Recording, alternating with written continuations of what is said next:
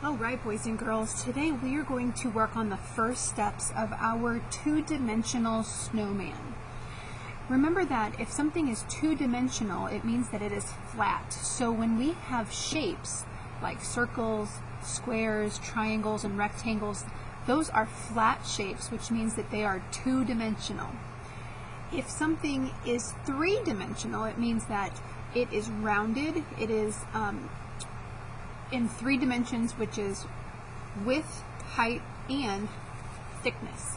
So for instance, this piece of paper is two-dimensional. It is a flat piece of paper. It has length and it has height, but if we turn it to the side, there isn't really any width. Okay, it's just a flat piece of paper. If something is three-dimensional, like let's use my plant here, then it has length, which is how long it is, height, which is how tall it is, and if we turn it, it also has depth, which is how wide or deep it is, this direction. So this is three-dimensional. You can hold it in your hand and you can turn it. A flat piece of paper, a two-dimensional piece of paper, can only be seen from one direction. So we're going to start today with this little blue piece of paper. This is going to be the background for our 2D snowman. So to start, we are going to find the side of our paper that has the black lines printed on it. This is the back. So this is where we are going to write our name. You are going to write your name on the back of your paper, and you're going to write your class code. Your class code is the first letter of your teacher's name, -1 for first grade. Then we're going to flip it over.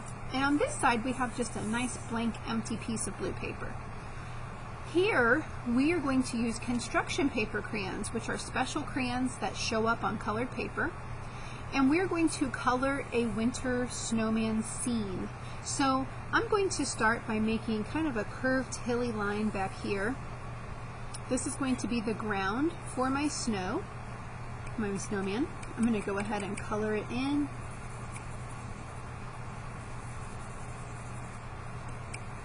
And then we're also going to add, of course, our flat snowman, which will go on the top of our ground line. So we made this ground line, so my snowman's going to go up here. As soon as I get done coloring in my snow at the bottom of my paper,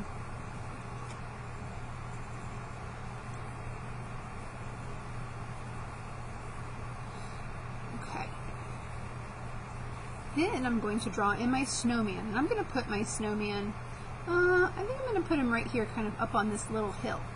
So I'm going to draw my first circle for my snowman's bottom.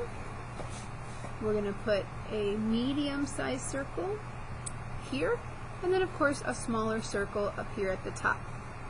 We can color those circles in.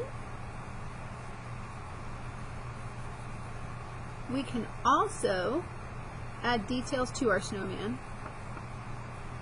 So I might switch colors here, and I think I'm going to use the brown. I'll make some stick arms on the sides of my snowman. I'm going to switch. I think I'm going to use this gray to make a top hat for my snowman, which is just a square. The line at the bottom. I'll use orange to make my snowman's carrot nose. And then make his eyes.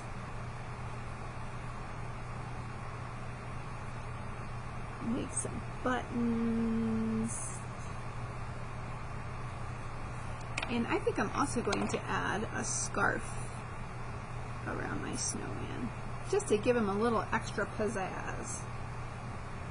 The cool thing about construction paper crayons is that you can layer them, which means that you can put one color on top of another, which is pretty cool. You can't do that with regular crayons. Put a little fringe down there. Oh, and I forgot to put his mouth. Okay, If you also wanted to add other details, like maybe you want to put a tree in the background, I'm going to put kind of a Christmas tree type tree back here.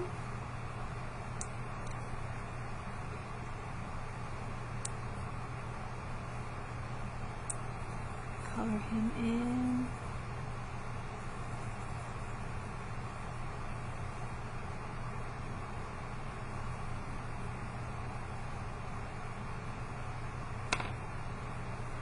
Make its tree trunk here. I'm going to add some more kind of tree details, just some darker green lines to make my tree look more realistic, give him some more interest to look at. Okay, I'm also going to make some snowflakes falling, so I'm just going to put some dots. And when I make a dot with a crayon, I always just make a tiny circle. Okay, we're never doing that. That doesn't make a dot, for one, and also it makes a lot of noise and breaks our crayons. So we just want to make sure that we are making tiny circles for our snow as it's falling in our background. I should never hear your crayon tapping. Okay, very nice.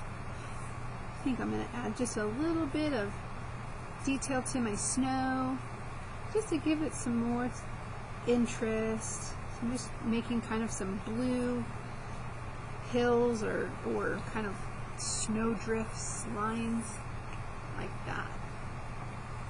So when you are finished with your two-dimensional snowman,